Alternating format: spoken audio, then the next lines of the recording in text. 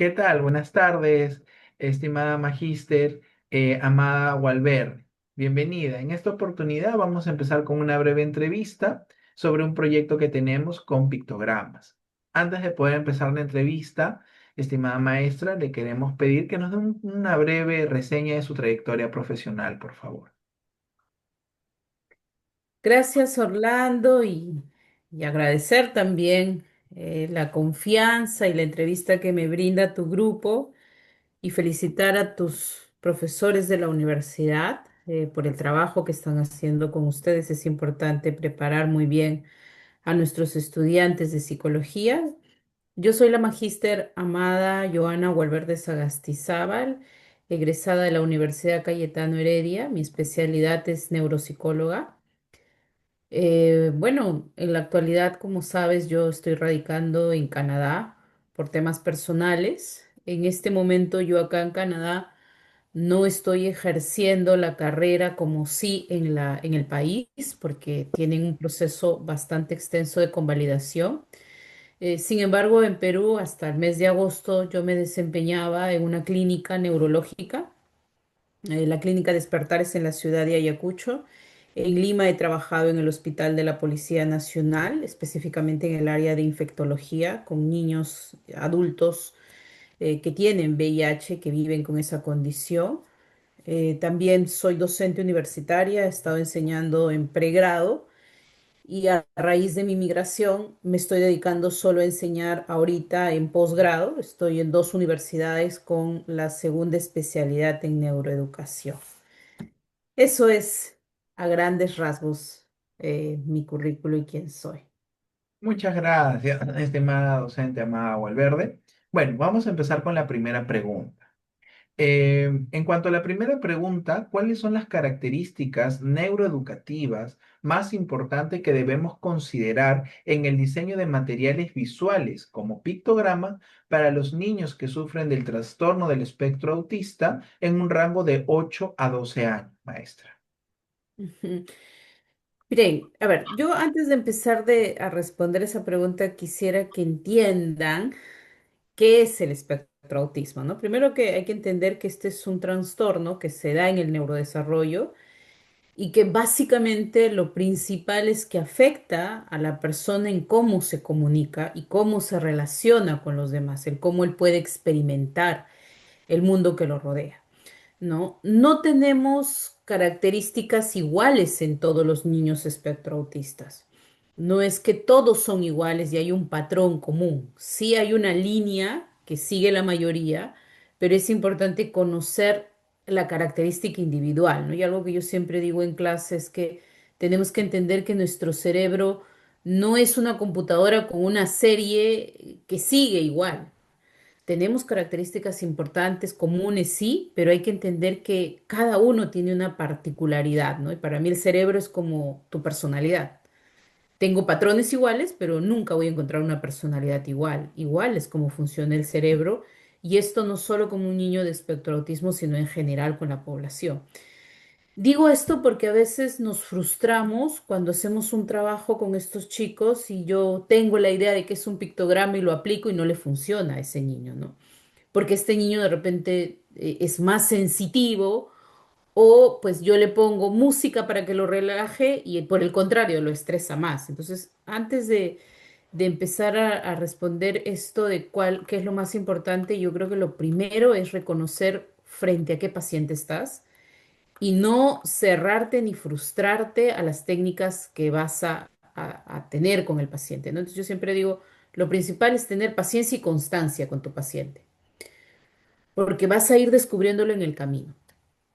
Lo otro importante es que no solo lo trabajes tú como profesional, porque nosotros tenemos muy pocas horas con un paciente, pues atendiéndolo, ¿no? Vamos a decir una terapia de 1 hora o de 40 minutos, no hace la constancia. Recordemos que el cerebro se adapta a la repetición.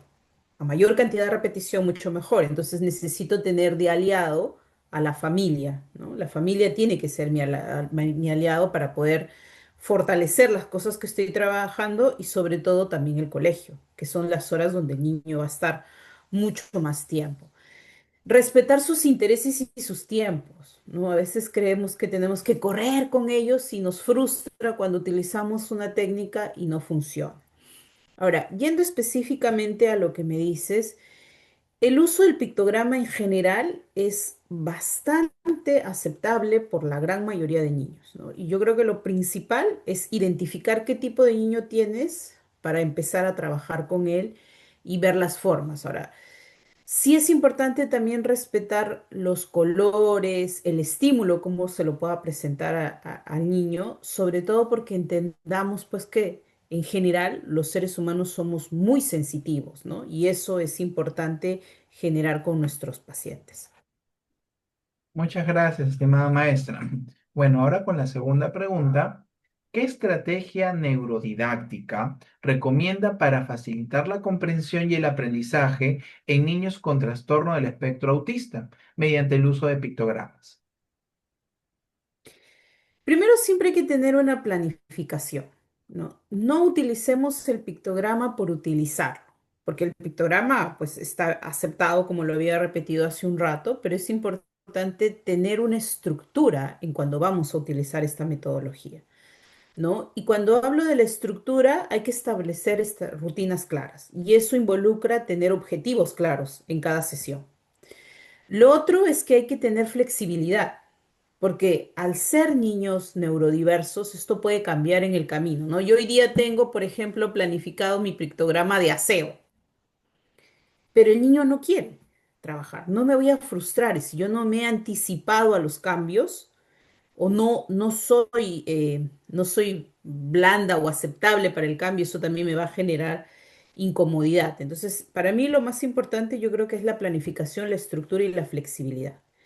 Anticiparte a lo que puede pasar si es que no funciona ese día tu trabajo y el cómo voy a organizar también el espacio donde me voy a desarrollar con el niño, ¿no? Lo otro para mí importante, más allá de los programas, no quiero irme solo con la palabra neuro, es entender que los seres humanos somos seres emotivos. Y eso no se desprende de un niño con TEA. O sea, si bien es cierto, el niño tiene problemas para expresarse, pero no quiere decir que no sea emotivo. Entonces hay que favorecer la comunicación con los niños, sobre todo cuando vamos a hacer el trabajo con pictogramas. Y es importante lo que nosotros transmitamos, ¿no? Acuérdense que nuestro cerebro tiene al sistema límbico, tiene a la amígdala como aliado para manejar la parte emocional que es importante. Y eso es importante tanto en el terapeuta como también en el paciente. Entonces, esa es otra cosa para mí interesante. Como lo dije, hay que tener un buen manejo también de la conducta del niño. Recordemos que tenemos que entender al paciente. Muchas veces un niño con TEA no viene con un TEA puro. Puede tener otras patologías que acompañan a su TEA, ¿no? O sea, puede ser un niño TEA con hiperactividad y con predominio en hiperactividad. Puede ser un niño TEA con un CI por debajo de la media. Y podemos tener muchos mix, ¿no? Puede ser también un mix en la parte emocional. Entonces, para mí es importante conocer bien a tu paciente porque eso te va a permitir estructurar tu plan, ser flexible y te va a ayudar a manejar muy bien su conducta. Porque si tú no manejas la conducta, no vas a poder trabajar la técnica del pictograma, ¿no? El niño se te va a dispersar mientras tú le estás poniendo porque no conocías algo que es importante para el niño.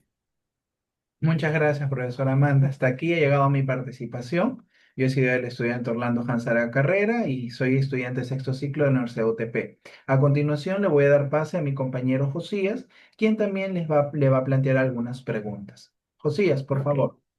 gracias, Orlando. Buenas tardes, Vicente Mada Valverde. Soy el estudiante José Seminario de la Universidad Tecnológica del Perú. También estoy cursando actualmente el sexto ciclo. Entonces me gustaría a mí realizarle la siguiente pregunta. Eh, ¿Cómo influye el desarrollo cognitivo y social en los niños con trastorno espectro autista en la forma en que deben presentarse los contenidos educativos visuales? Gracias por tu pregunta, Josías. Un niño con TEA si yo hago una comparación de un niño con TEA a un niño regular en cuanto al neurodesarrollo, el niño con TEA ya nos va dando indicadores desde muy pequeño, ¿no? Se nota la diferencia. Por ejemplo, voy a hacer un ejemplo de un niño pequeño de 2, 3, 4 meses. Cuando el niño ya, por ejemplo, te sonríe o responde al gorgojeo o responde a las acciones que tú lo puedas hacer, un niño con TEA no te reacciona, no te responde, ¿no? Si tú a un niño le pones un sonajero y se lo mueves a los 3, 4 meses, tú ves, observas cómo su cerebro está evolucionando, porque el cerebro va creciendo. Recordemos pues que tenemos este efecto importantísimo de la sinapsis. Todo el tiempo estamos haciendo sinapsis y sobre todo los primeros años de vida, los 1000 primeros días de vida son importantísimos en el neurodesarrollo de un niño. Entonces yo ya encuentro los indicadores de un niño con TEA, ¿no? Claro, no puedo dar un diagnóstico de TEA a un mes, a 2 meses, a 3 meses, pero yo tengo ciertos indicadores neuroevolutivos, por así decirlo, ¿no? Porque no está evolucionando como un niño común y corriente. Y dentro de eso está la parte visual. O sea, nosotros sabemos que hoy en día, pues, nuestro cerebro que tiene esta característica de plasticidad necesita la cantidad de estímulos, a mayor cantidad de estímulos, mucho mejor, porque hacemos esto que te digo que es la sinapsis, ¿no? Y nuestro cerebro va a ir madurando y creciendo. Pero tú notas esto en un niño pequeño, ¿no? Por ejemplo, cuando le pones el sonajero, como te decía, o le mueves algo, o ruidos muy fuertes que a él le puede poner a llorar y que no va recibiendo el estímulo. Y la otra característica es su retraso en el habla, en el lenguaje, que es lo que casi siempre confunde a los profesionales, ¿no? Tenemos una línea muy delgada entre lo que es el retraso en el lenguaje con el problema del TEA. No estamos todavía bien capacitados, yo creo, en Perú para hacer este diagnóstico diferenciado. Algo que yo encuentro acá en este país, a diferencia de nuestro país, es que los profesionales están muy sensibilizados y muy preocupados por hacer un diagnóstico precoz. Yo siempre digo, no con el ánimo de comparar qué es mejor o qué no es peor, ¿no? Yo no quiero comparar eso, sino quiero que nos demos cuenta de lo que puede suceder cuando yo detecto algo a tiempo. En nuestro país, por lo general, nosotros nos damos cuenta de un niño con TEA cuando entra al colegio. Recién lo estamos captando en primer grado, segundo grado, con suerte en inicial, con suerte, tercer, cuarto grado. ¿Y por qué nos damos cuenta? Porque hay un retraso en el lenguaje, su comportamiento, su pobre comprensión, su pobre interacción, etcétera. Antes no nos damos cuenta. Yo veo lo opuesto acá. Acá tratan de darse cuenta desde el inicio, o sea, desde el primer mes, segundo mes, tercer mes. Una mujer que sale embarazada acá tiene visita constante de la enfermera en su casa para observar al niño. ¿Esto por qué? Porque la característica de nuestro cerebro, si nosotros detectamos a tiempo, nosotros vamos a reducir los problemas que tienen. Recuerden que el TEA no tiene cura. No es que yo voy a sanar a mi niño y se me va a curar mágicamente, sino que yo voy a reducir. El objetivo de las terapias es reducir los inconvenientes que tienen y modificar o darles otras estrategias. Entonces, es importante que los profesionales conozcamos cómo es la evolución natural del cerebro para poder identificar a estos niños que están teniendo problemas desde el inicio, que sí nos dan indicadores, sí nos dan indicadores. O sea, yo casi siempre cuando hago una evaluación a un niño con TEA, me centro en la historia clínica y le pregunto a la mamá, ¿el niño lloraba, respondía cuando usted le hablaba o cuando usted le daba un sonido, respondía su nombre? Entonces, la mayoría de las mamás me dicen, no, no, me quedaba mirando al vacío, no se sonreía y a veces cuando le ponía un juguete se ponía a llorar. En el primer cumpleaños no quiso entrar, o sea, sí nos dan indicadores, por eso es importante conocerlos para poder aplicarlos y, como vuelvo a repetir, reducirlos. Eso, Josías. Perdón, docente. Ahora bien, pasando a la siguiente a la siguiente pregunta, en este caso también me gustaría preguntarle qué aspectos del procesamiento sensorial deberíamos tener en cuenta o debería tenerse en cuenta al momento de crear pictogramas para que estos puedan ser efectivos y no generen una sobrecarga o en este caso un rechazo en niños con TEA. Vuelvo a la primera pregunta que le hice a Orlando, ¿no? A la primera respuesta, perdón, que le hice a Orlando, conocer a tu paciente. Eh, si bien es cierto, sí, en general, la mayoría de niños son muy hipersensibles, o sea, ¿qué quiere decir? Pues no, si, en la historia clínica tú ves que los niños inclusive sienten la textura de la ropa. Muchas mamás se quejan pues porque el niño desde muy pequeñito no te acepta la etiqueta, le pica, es súper sensible, ¿no? Yo he tenido TEAs ya grandes, adultos, que ellos te dicen, yo siento como tuviera el polo con espinas y me he acostumbrado a eso, o sea, eso nos está hablando de que pues estos chicos son muy sensibles, pero no es una ley que se va a cumplir en todos. Hay algunos que no soportan ruidos, hay algunos que son muy visuales, ¿no? Entonces, colores muy fuertes pueden impactarlo. Yo necesito conocer frente a quién estoy para poder manejar mis pictogramas de una manera efectiva. Entonces, si yo tengo un niño, pues que no soporta colores, voy a decirlo así fuerte, como color neón, no se lo voy a poner en su pictograma colores neones, ¿no? O si tengo un niño pues que no le gusta la música, no voy a acompañar mientras le estoy aplicando el pictograma música. Entonces, para mí lo más importante es conocer frente a quién estás, frente a qué paciente estás, porque eso te va a permitir tener una mejor planificación de tu programa. De acuerdo, docente. Bien. Entonces, eh, ahora voy a darle tiempo a mis siguientes compañeros para que ellos puedan también continuar con lo que es el desarrollo de esta entrevista. Gracias, Josías. Maestra, muy buenas tardes y agradecerles pues por las respuestas que nos están brindando a las preguntas que les estamos proporcionando, ¿no? Mi nombre es Tito, de la misma forma, ¿no? Estudiante de la Universidad Tecnológica del Perú, del sexto ciclo de la carrera de Psicología.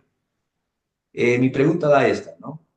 ¿De qué manera se puede adaptar el contenido de un libro con pictogramas para responder pues la diversidad dentro del espectro autista, considerando distintos niveles de funcionamiento? Se le agradece la respuesta. En general, volvemos a partir de lo mismo, conociendo bien a tu paciente. Para mí esa es la clave, ¿no? Acuérdense que los pictogramas son esas representaciones gráficas simples, que tienen dibujos, iconos, símbolos y que nos van a comunicar ideas, ¿no? Pero si yo no tengo claro qué paciente tengo, pueda que no le ayude lo que le voy a mostrar. No es que el pictograma haga magia. Y a veces nosotros creemos eso y nos frustramos por eso, ¿no? A mí me ha tocado pues el trabajo con otros colegas, otros profesionales, y no les funciona a veces el pictograma. Si bien es cierto, le funciona a la mayoría, pero no es una regla que le va a funcionar a todos y no cerremos esa idea. Vuelvo a repetir, cuando tú conoces bien a tu paciente y manejas eh, la flexibilidad, vas a poder ayudarlo y vas a poder entenderlo, ¿no? No le pongamos toda la gloria al pictograma. El pictograma es, en la actualidad, es uno de los métodos más utilizados a nivel mundial. O sea, y además que nos da buena eficacia, ¿no? Que nos da resultados buenos. Pero no es una regla, no es una regla para todos. Podríamos utilizar otras estrategias también, pero eso va a depender mucho de la flexibilidad, Tito. Excelente, maestra. Siguiente pregunta, ¿no? ¿Qué papel juega la repetición y la estructura secuencial en el aprendizaje de niños con TEA? ¿Y cómo se puede reflejar esto en un libro con pictogramas? Mm, muchísimo. En general, no solo un niño con TEA. Lo que hace un rato le respondía a Orlando, ¿no? Y nuestro cerebro es un músculo, eso tenemos que entender. El cerebro es un músculo. Si tú al músculo no lo nutres, no lo ejercitas, no repites, no desarrollas el músculo. Como que yo quiero ir al gimnasio y sacar brazos, ¿no? Ya, ok, no es que yo voy y hago una repetición de 10 minutos, 10 y ya salió el brazo. No voy a lograr nada. ¿Yo qué necesito? La alimentación y necesito el ejercicio y la constancia. O sea, la repetición va a hacer que yo adapte el músculo. Lo mismo pasa con nuestro cerebro. Entonces vuelvo a repetir, si yo solo trabajo el pictograma en casa o en la terapia, perdón, en el consultorio, 40 minutos con mi niño y no se vuelve a ver hasta la subsiguiente sesión, no va a tener efecto, porque el cerebro necesita la repetición, la repetición, la repetición, la repetición. Eso va a hacer que se adapte la conducta en el niño, ¿no? Por eso es importantísimo en el trabajo aliarnos con las personas que acompañan al niño, familia, colegio, educadores, etcétera. Eso va a hacer que el niño adapte la conducta y que lo coja la conducta. Y no solo con el niño de TEA, o sea, con todos los niños, cómo nosotros hemos aprendido a cepillarnos los dientes. ¿Qué ha hecho que tú te quedes con cepillándote los dientes? La repetición. Al principio lo hizo tu mamá, te enseñaba a echarte la pastita, el movimiento de arriba abajo, ¿no? Después lo hiciste tú solo y la repetición hizo que tú cojas la conducta. Es igual. Entonces es muy importante para mí, es una de las cosas, el pilar importante para que funcione el pictograma. Excelente, maestra. Paso a mi siguiente compañero para que pueda también hacer la pregunta. Un Gracias, segundo. Tito. Buenas tardes, docente. Mi nombre es Matías Antón Blas. Al igual que mis compañeros, también estoy en la Universidad Tecnológica del Perú. Estoy en el sexto ciclo. Mi pregunta para usted es la siguiente. ¿Cuáles son las prácticas para evaluar la efectividad de un material neurodidáctico? En este caso, como un libro de pictogramas en niños con trastorno del espectro autista. Mm, Matías, qué buena pregunta me has hecho. Qué buena pregunta. ¿Sabes que eso es lo que siempre nos olvidamos? ¿Cómo yo evalúo o cómo observo y cómo mido que lo que estoy haciendo mejora? Y eso es una debilidad que tenemos como profesionales, ¿no? En lo personal lo digo porque pues he visto el trabajo de allá, ¿no? Nos cuesta mucho aceptar y evaluarnos a nosotros mismos si lo que estamos haciendo tiene efecto o no tiene efecto. Entonces, todo parte de la planificación. Si yo tengo mi objetivo, vamos a poner un ejemplo, ¿no? Mi objetivo es que el estudiante, pues, introyecte el aseo. Ponte así, voy a trabajar aseo esta semana, toda la semana. Yo hago mi planificación, pero lo que no hago es cómo lo voy a medir o cómo lo voy a evaluar. Entonces, una debilidad que tenemos es la forma de evaluación. Y cuando hablamos de la evaluación dentro de la neurodidáctica, hay una variable cantidad de cosas para evaluar, ¿no? Que viene desde la cosa más pequeña, como una lista de cotejo, con procesos, con pasos, con observaciones directas, ¿no? Que lo puedes hacer tú como profesional, que lo puede ser la profesora, que lo puede ser la mamá, con grabaciones, etcétera. Entonces, para mí, algo que me va a decir que yo estoy logrando mi objetivo es la medición. No hay que tener miedo a la medición. Y ahí hay que partir, cuando hagamos la planificación, tenemos que tener la forma de medir.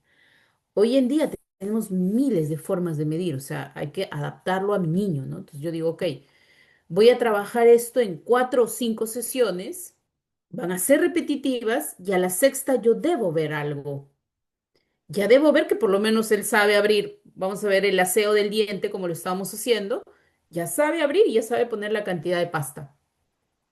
Eso es algo medible, porque al inicio no abría la tapa. Yo puedo medirlo, puedo decir cuánto. El tiempo que se demore en lavar. Entonces no hay que tenerle miedo a la evaluación. La evaluación es necesaria porque además nos va a permitir analizar si lo que estamos haciendo bien es correcto o replantear lo que estamos haciendo. Entonces, la medición es importantísima, ¿no? Por ejemplo, yo te lo comento en cómo trabajábamos en Perú nosotros un problema cognitivo, pues se le aplica la escala Wechsler, ¿no? Imagínate, yo tengo un niño con problemas en la memoria, el niño en memoria me responde solo 3, o sea, cuando el ítem es del 1 al 10, donde la media es 5, el niño me responde en 3, o sea, eso quiere decir que está por debajo de la media. Esta semana yo hago ejercicios con mi niño, toda la semana repetitivamente trabajo solo memoria, memoria, memoria, memoria.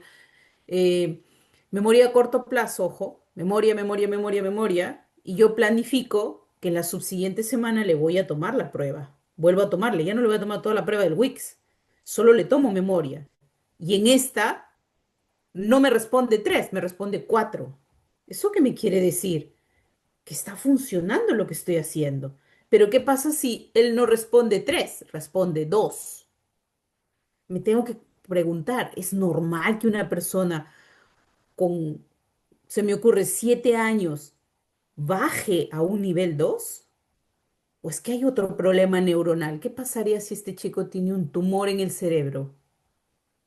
Porque no es normal que una persona descienda a los 6 años de 3 a 2.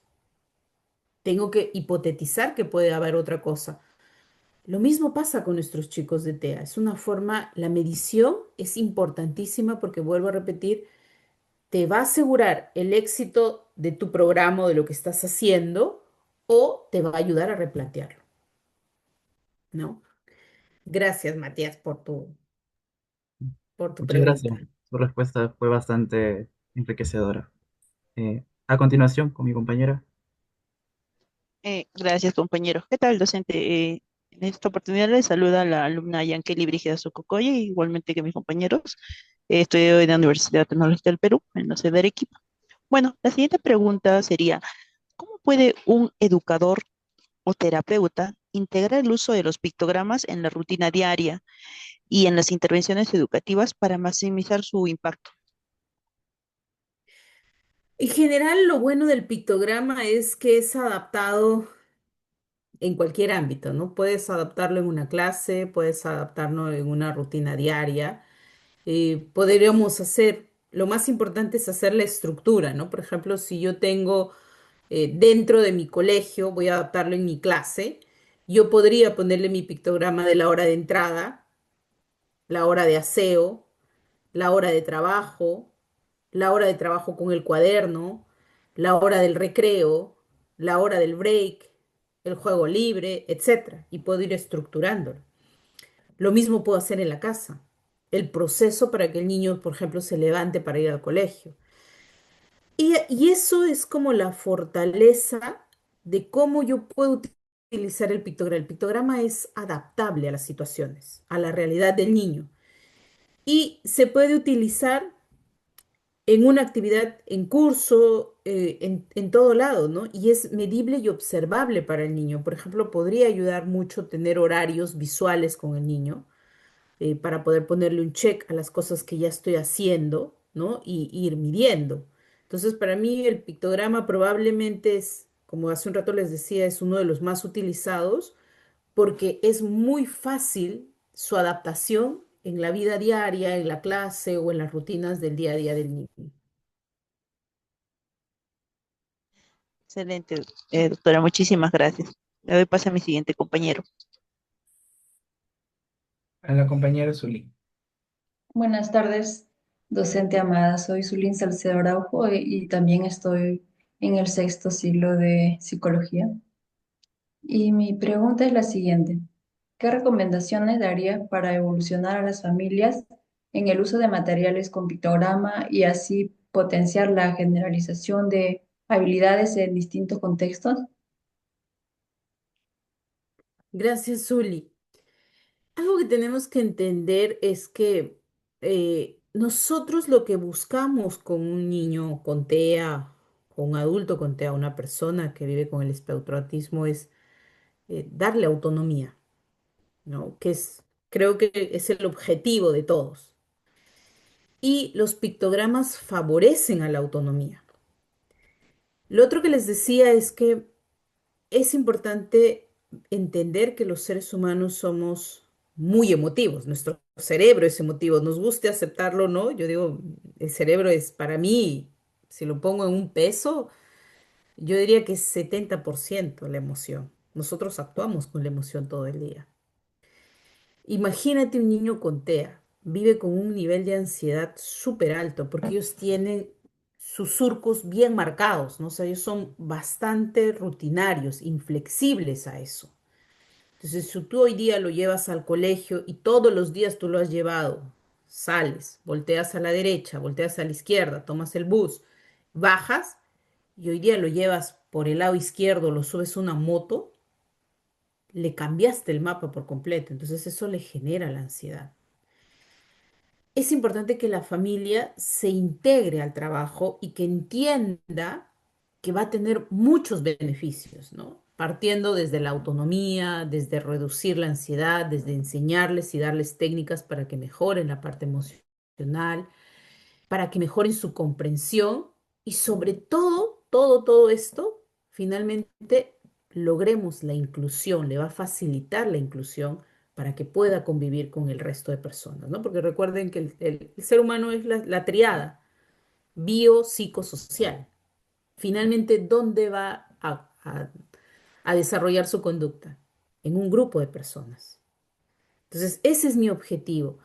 Teniendo como aliado a la familia y entendiendo como aliado a la familia, yo creo que eso ayuda muchísimo porque muchas veces la familia carga creencias, mitos, ideas que no ayudan en en el apoyo hacia el paciente, ¿no? Sacando el problema TEA.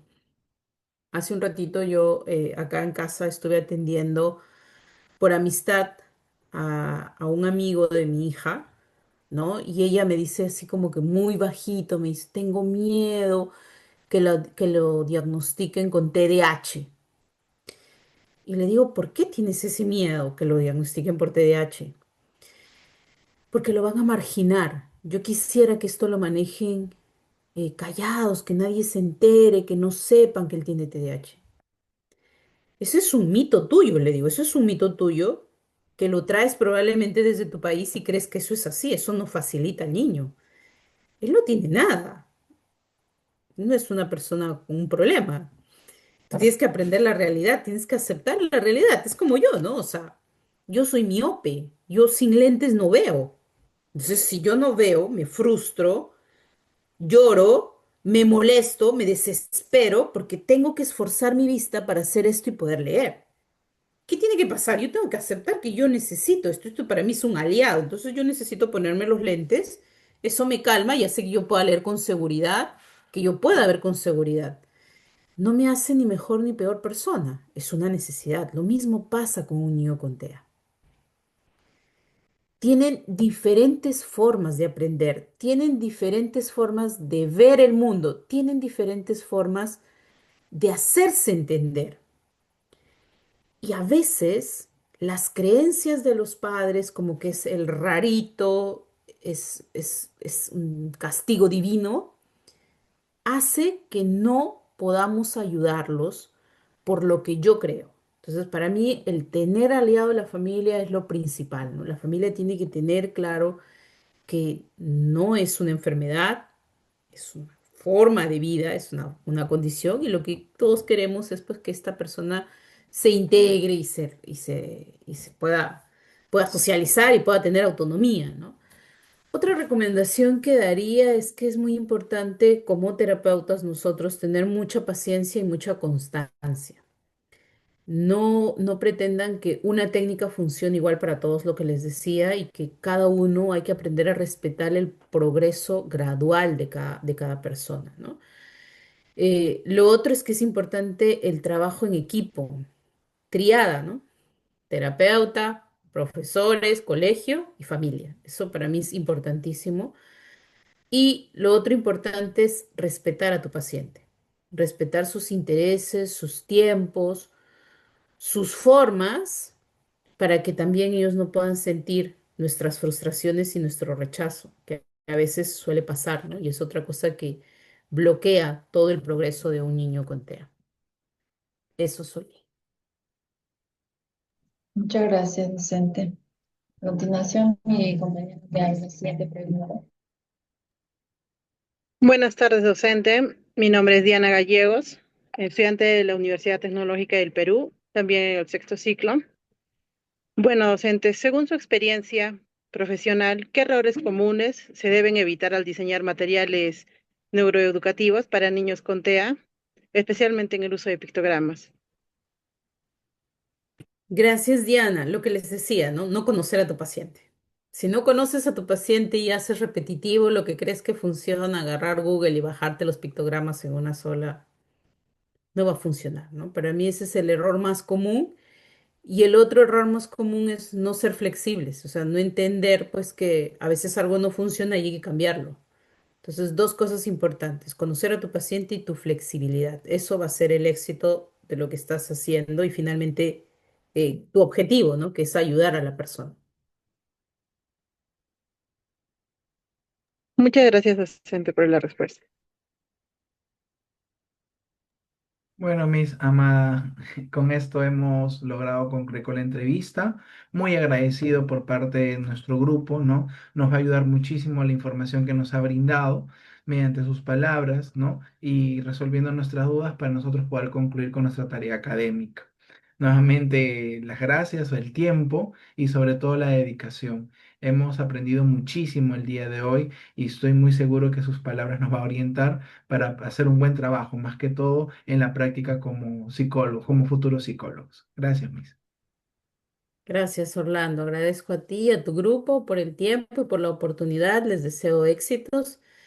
Espero que este aprendizaje cale en ustedes, ¿no? Y que además lo pongan en práctica y felicitarlos por todo el esfuerzo que están haciendo. Yo sé que estudiar y trabajar es muy difícil, lo digo con experiencia, porque ya tú sabes que yo primero he sido policía y luego he sido psicóloga y para mí ha sido difícil esas dos cosas.